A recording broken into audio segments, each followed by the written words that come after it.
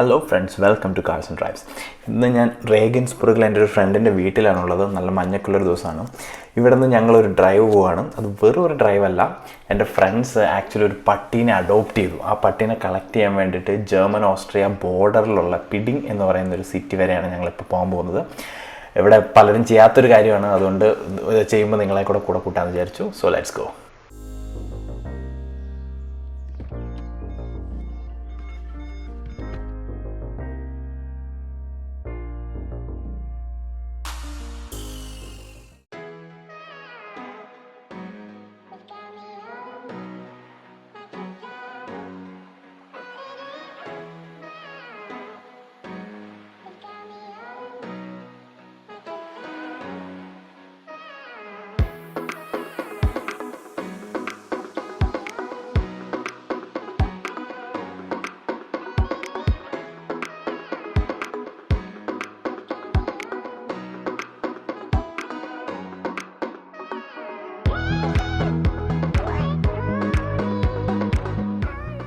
അങ്ങനെ ചെറിയ മഞ്ഞുപെയ്ത്തൊക്കെ ആയിട്ട് തണുത്തുറഞ്ഞ് നിൽക്കുന്ന റേഗൻസ്ബർഗ് സിറ്റിയോട് യാത്ര പറഞ്ഞ് ഞങ്ങൾ പട്ടിയെ കളക്ട് ചെയ്യാൻ വേണ്ടിയിട്ട് ഓസ്ട്രിയ ഡയറക്ഷനിൽ യാത്ര തുടങ്ങുകയാണ്.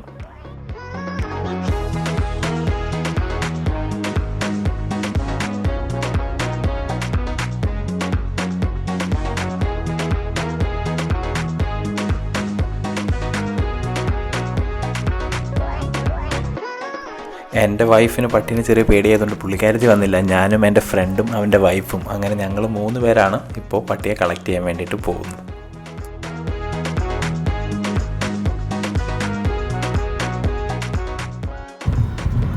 അപ്പോൾ ഈ പട്ടിയെ വാങ്ങുക എന്ന് പറഞ്ഞാൽ യൂറോപ്പ് അല്ലെങ്കിൽ അമേരിക്ക പോലത്തെ വികസിത രാജ്യങ്ങളിൽ അതൊരു വലിയ കോംപ്ലിക്കേറ്റഡ് സ്റ്റെപ്പ് തന്നെയാണ്. നമുക്ക് കുറേ പേപ്പർ വർക്ക് ചെയ്യാനുണ്ട്, കുറേ ആൾക്കാരുടെ പെർമിഷൻസ് വാങ്ങാനുണ്ട്, ഇൻഷുറൻസ്, ടാക്സ്, അങ്ങനെ പറഞ്ഞ ഒരു കോംപ്ലിക്കേറ്റഡ് ആയിട്ടുള്ള ഒരു പ്രൊസീജിയർ ഇതിൻ്റെ ബാക്കിലുണ്ട്.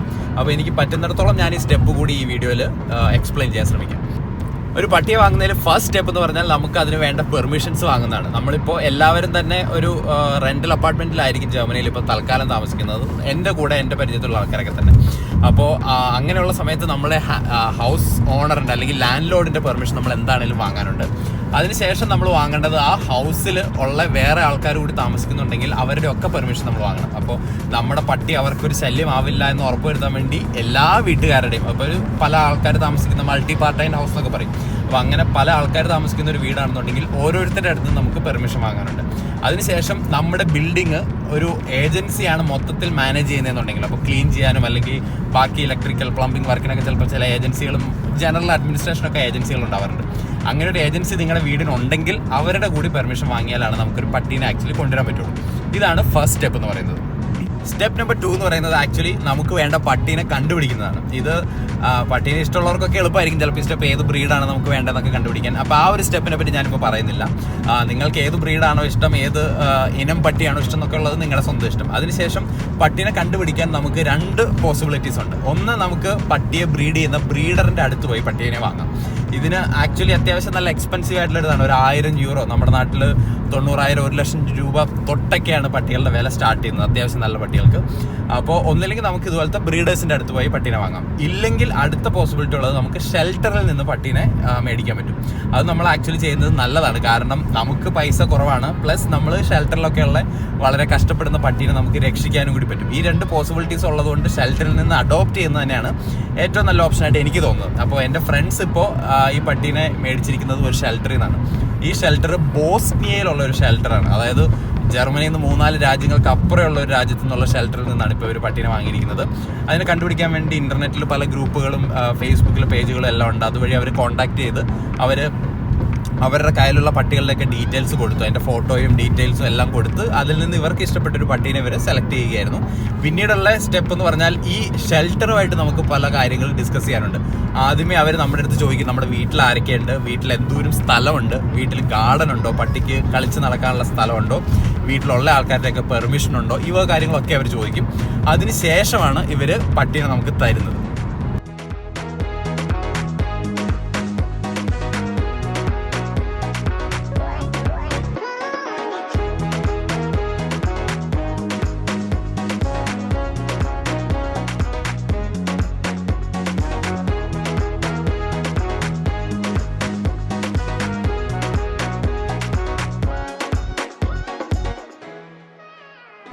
ഇന്നത്തെ വെതർ വളരെ അൺപ്രഡിക്റ്റബിൾ ആണ്. ഇറങ്ങിയ സമയത്ത് മഞ്ഞും കാര്യങ്ങളൊക്കെ ആയിരുന്നു, അതുകൊണ്ട് ഞാൻ ജാക്കറ്റ് ഇട്ട് കയറിയതാണ്.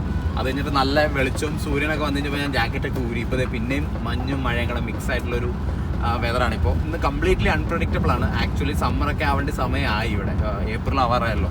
എന്നിട്ടും ഇന്ന് ഒരു വിൻ്റർ പോലത്തെ ഒരു മോഡിലാണ് ജർമ്മനി നിൽക്കുന്നത്. എന്താണെന്നറിയില്ല.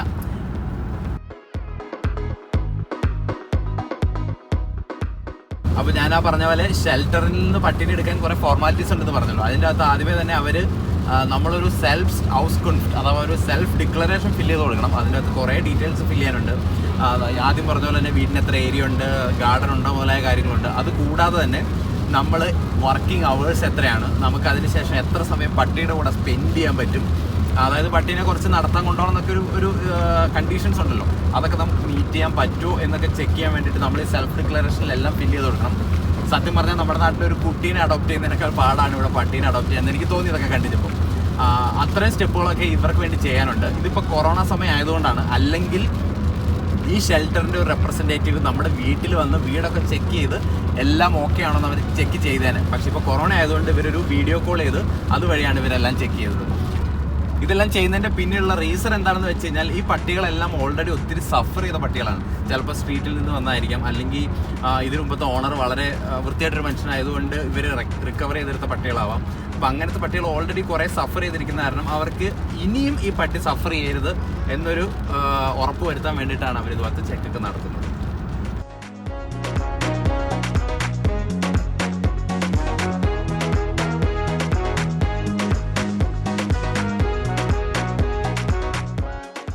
പിന്നെയും സൂര്യൻ അങ്ങനെ തിളങ്ങി നിൽക്കുകയാണ്, അതുകൊണ്ട് ഞാൻ സൺഗ്ലാസ് വീണ്ടും വെച്ചു. ഇപ്പം ഞാൻ പറഞ്ഞ പോലെ അടുത്ത സ്റ്റെപ്പ് എന്ന് പറഞ്ഞാൽ ഈ ഷെൽട്ടറുമായിട്ട് നമുക്കൊരു കോൺട്രാക്ട് സൈൻ ചെയ്യാനാണ്. അതിൻ്റെ അകത്ത് നമ്മൾ കുറച്ച് ഡീറ്റെയിൽസ് ഒക്കെ കൊടുക്കാനുണ്ട്. നമ്മൾ ഈ പട്ടീനെ വിൽക്കില്ല, വിൽക്കുകയാണെന്നുണ്ടെങ്കിൽ വിൽക്കണമെന്ന് താല്പര്യം ഉണ്ടെങ്കിൽ തിരിച്ച് ഈ ഷെൽട്ടറിനെ തന്നെ ഏൽപ്പിച്ചോളാം നമ്മൾ എഴുതി കൊടുക്കണം. അതുകൂടാതെ നമ്മുടെ അഡ്രസ്സ് മാറുകയാണെന്നുണ്ടെങ്കിൽ അവരെ ആദ്യമേ അറിയിക്കണം. ഇങ്ങനെ കുറേ കണ്ടീഷൻസ് ഒക്കെ ഉണ്ട്. ഇത് കൂടാതെ തന്നെ ഈ ഷെൽട്ടറിന് നമ്മൾ ചെറിയ ഡൊണേഷനായിട്ട് ഒരു എമൗണ്ട് കൂടി കൊടുക്കാനുണ്ട്. നമ്മൾ ബ്രീഡറിൻ്റെ കയ്യിൽ നിന്നാണ് പട്ടീനെ വാങ്ങുന്നതെന്നുണ്ടെങ്കിൽ ആവുന്നതിനേക്കാളും വളരെ വളരെ കുറവാണ്. സ്റ്റിൽ ഈ ഒരു പട്ടിക്ക് എൻ്റെ ഫ്രണ്ട്സ് ഏകദേശം 400 യൂറോയോളം, അതായത് ഒരു 35,000 രൂപ ഡൊണേറ്റ് ചെയ്തു ഈ പട്ടീനെ കിട്ടാൻ വേണ്ടിയിട്ട്. ഇതെല്ലാം ഒരു ഫോർമൽ സ്റ്റെപ്പാണ് പട്ടീനെ അഡോപ്റ്റ് ചെയ്യാൻ വേണ്ടിയിട്ട്. ഇത്രയൊക്കെ ആക്കിയാലും തീരുന്നില്ല. പട്ടീനെ വാങ്ങിക്കഴിഞ്ഞാൽ അതിന് വേണ്ടിയിട്ട് കുറേ സാധനങ്ങൾ വാങ്ങാനുണ്ട്. പട്ടിക്ക് സ്പെഷ്യൽ ഫുഡ് വാങ്ങണം, കൂട് വാങ്ങണം, അതിനെ കൊണ്ടു നടക്കാനുള്ള കയർ പോലത്തെ സാധനം ഉണ്ടല്ലോ അത് വാങ്ങണം, പട്ടിക്ക് ടോയ്സ് വാങ്ങണം. അങ്ങനെ ഒരുപാട് സാധനങ്ങൾ ഒരു കുട്ടിക്ക് വാങ്ങി കൊടുക്കുന്ന പോലെ തന്നെ കുറേ സാധനങ്ങളും കൂടി വാങ്ങാനുണ്ട്. അതെല്ലാം ഞാനിപ്പോൾ തന്നെ കാണിച്ചു തരാം.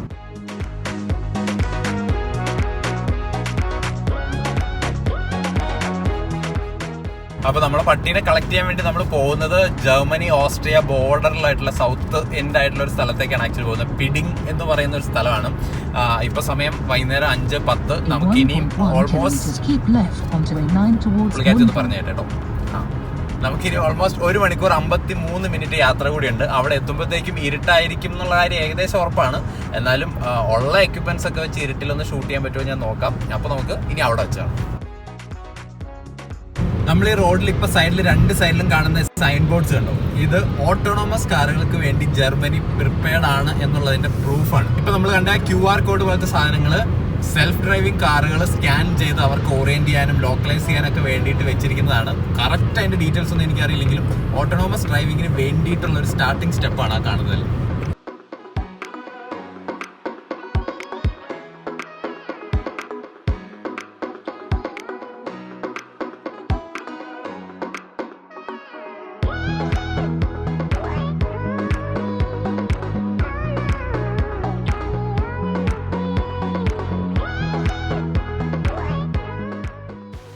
പട്ടിയായിട്ട് വരുന്ന വണ്ടിക്ക് ചെറിയൊരു ഡിലേ ഉണ്ടാവുമെന്ന് പറഞ്ഞ് ഞങ്ങൾ ചെറിയൊരു സൂപ്പർ മാർക്കറ്റിൽ കയറി കുറച്ച് ഫുഡും കാര്യങ്ങളൊക്കെ വാങ്ങാമെന്ന് വിചാരിച്ചു.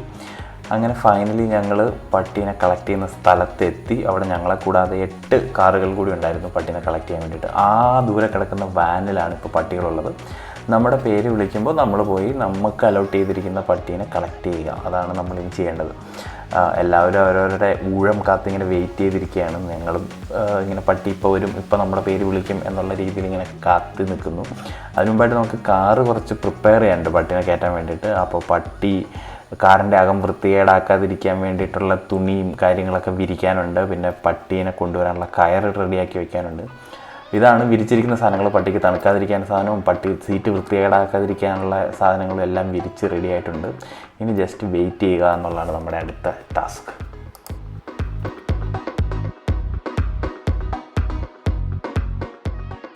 ഞങ്ങളുടെ കൂടെ വന്ന 2 പെൺകുട്ടികൾക്ക് അവരുടെ പട്ടീനെ കിട്ടി. അവരുടെ സന്തോഷം കാണുമ്പോൾ നമുക്ക് ശരിക്കും നല്ല സന്തോഷം തോന്നുന്നുണ്ട്. അവരിങ്ങനെ ഓടിപ്പാഞ്ഞ് നടക്കുകയാണ്. അങ്ങനെ നമ്മുടെ കൂടെ എത്തി. വീഡിയോ എടുക്കാൻ ഒട്ടും തന്നെ ലൈറ്റ് ഇല്ലാത്തതുകൊണ്ട് ഞാൻ വീഡിയോ ആയിട്ട് എടുത്തില്ല, ഫോട്ടോയാണ് എടുത്തത്.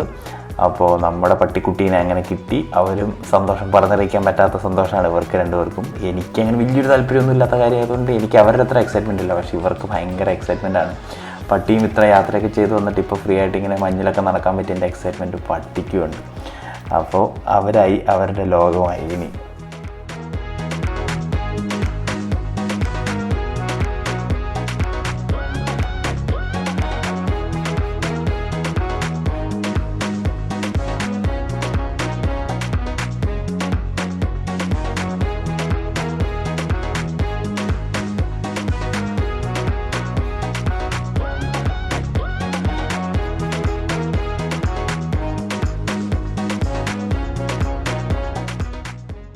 അങ്ങനെ ഞങ്ങൾ ഈ ദുർഘടമായ ക്ലൈമറ്റിൻ്റെ ഇടയ്ക്കും ഇവിടം വരെ സേഫായിട്ട് എത്തിച്ച ഫോക്കസിൽ കുറച്ച് പെട്രോൾ അടിക്കാൻ വേണ്ടി നിർത്തിയിരിക്കുകയാണ് ഞങ്ങളിപ്പോൾ.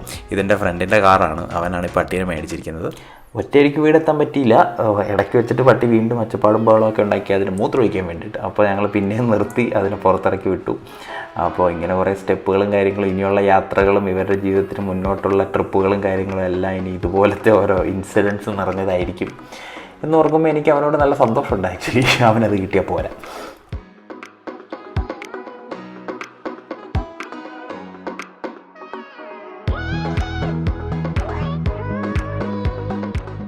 അപ്പോൾ ഐറിസ് എന്ന പേരുള്ള പട്ടിയുടെ പുതിയ ഫാമിലിയാണ് ഇവർ 2 പേരും. എൻ്റെ കൂട്ടുകാരനും അവൻ്റെ വൈഫുമാണത്. അവർ 2 പേരാണ് ഇനി പട്ടിയുടെ എല്ലാം.